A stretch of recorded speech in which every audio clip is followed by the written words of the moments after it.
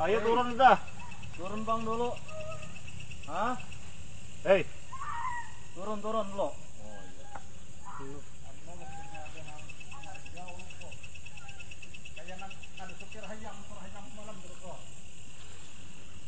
turun, ayo turun ya, ayo.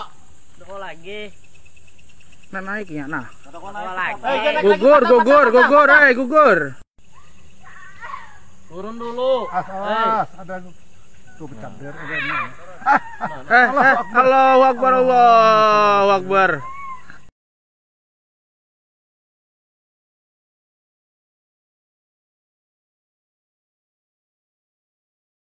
Assalamualaikum warahmatullahi wabarakatuh. Salam persaudaraan untuk semuanya. Dalam kesempatan ini kami akan menceritakan sebuah kisah dari masa lalu. Cerita ini bisa menjadi hasanah guna memperbanyak kisah tentang PSHT.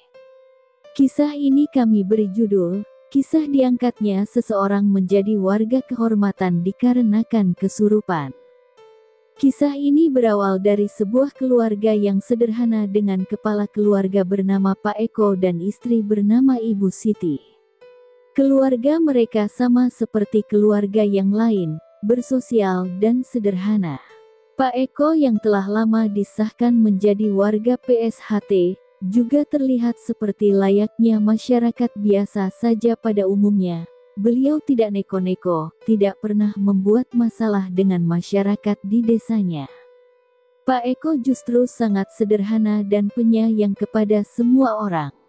Pak Eko pada suatu hari berpikir dan teringat kepada saudara-saudaranya selatihan. Beliau teringat tentang pelajaran pernafasan yang diajarkan sewaktu di latihan dulu.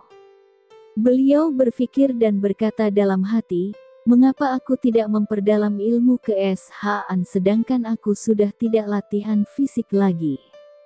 Begitu gumamnya dalam hati.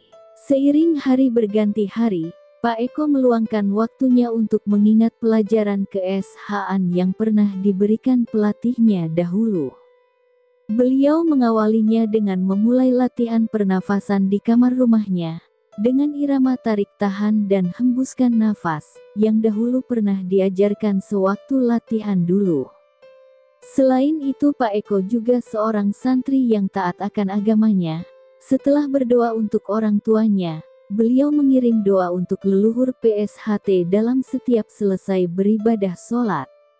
Leluhur PSHT yang disebut adalah Eyang Surodiwiryo, Ki Harjo Utomo, Sorengpati, Mas Irsat dan Sutomo Mangkujoyo. Keseharian Pak Eko juga tidak begitu banyak acara, beliau hanya bekerja di pagi hari dan pulang sore hari. Istrinya pun juga sebagai ibu rumah tangga biasa yang mengurus rumah, menyapu, mencuci baju dan memasak di setiap harinya, sama seperti ibu rumah tangga pada umumnya. Hari demi hari berlalu, namun Pak Eko bertambah semangat untuk memperdalam ilmu ke-SH-nya khususnya olah pernafasan. Entah karena apa, Pak Eko mencoba melatih pernafasan setelah sholat maghrib. Seusai mengirim doa kepada leluhur PSHT, sewaktu Pak Eko melakukan olah pernafasannya di salah satu kamar rumahnya, Pak Eko merasakan ada sesuatu hawa atau angin yang mengitari dirinya. Beliau pun tetap melanjutkan olah pernafasan PSHT. Namun, ada hal yang tidak disadari.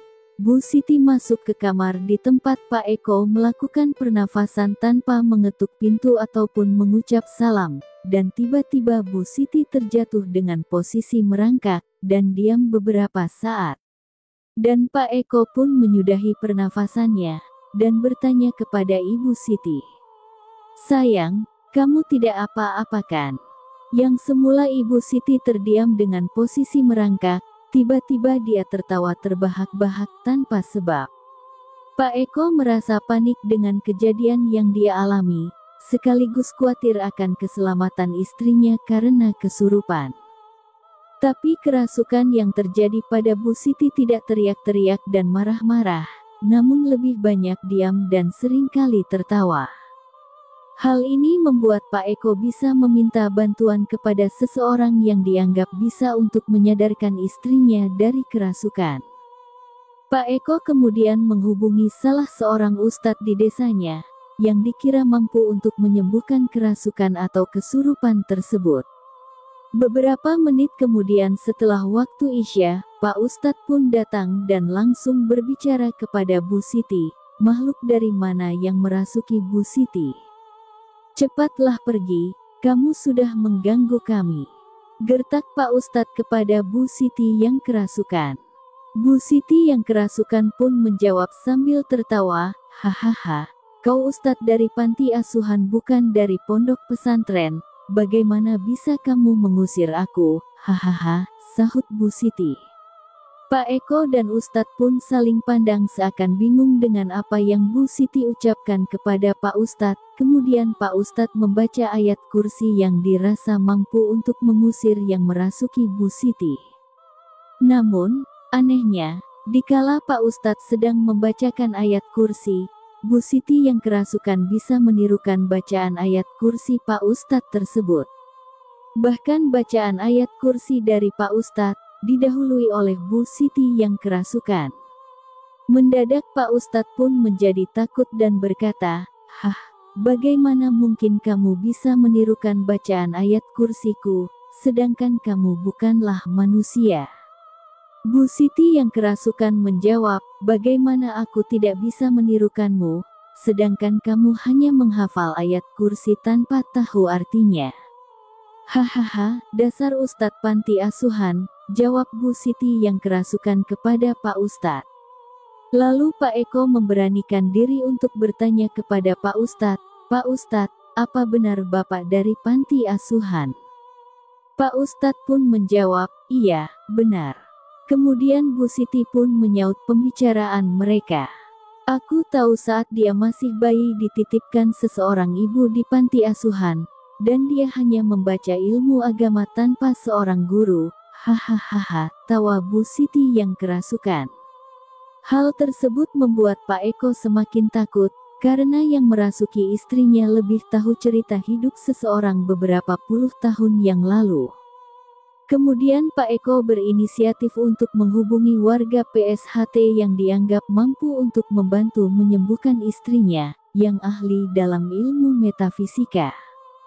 Setelah beberapa menit berbicara dalam telepon, warga PSHT yang dihubungi Pak Eko pun datang. Warga PSHT tersebut bernama Pak Suroso. Di masa latihan dahulu, Pak Suroso ini yang memberikan wejangan ke SH-an kepada Pak Eko. Pak Suroso segera mendekati istri Pak Eko, dan berkata, "Ada apa ya? Apakah saya bisa membantumu?" tanya Pak Suroso kepada Bu Siti yang kesurupan. Bu Siti menjawab, "Hahaha, aku hanya minta doa saja, karena aku juga perintis PSC di masa penjajahan dahulu." Mendadak Pak Suroso dan Pak Eko kaget, karena yang merasuki Bu Siti adalah pejuang yang ikut dalam rintisan PSC sebelum PSHT ada. Lalu Pak Suroso merasa penasaran. Pak Suroso bertanya kepada Ibu Siti yang kerasukan, "Jika Anda memang anggota PSC tempo dulu, bagaimana seni pembukaan dan jurus kuncinya?" Petik 1. Tiba-tiba Bu Siti berdiri, dan berusaha memperagakan seni bukaan saat masih PSC dulu. Kemudian Bu Siti memperagakan gerakan jurus kunci dari PSC, dengan santai dan lihai. Mendadak Pak Suroso merasa rikuh, karena yang dihadapinya bukanlah makhluk astral biasa, melainkan perintis PSC yang sekarang bernama PSHT.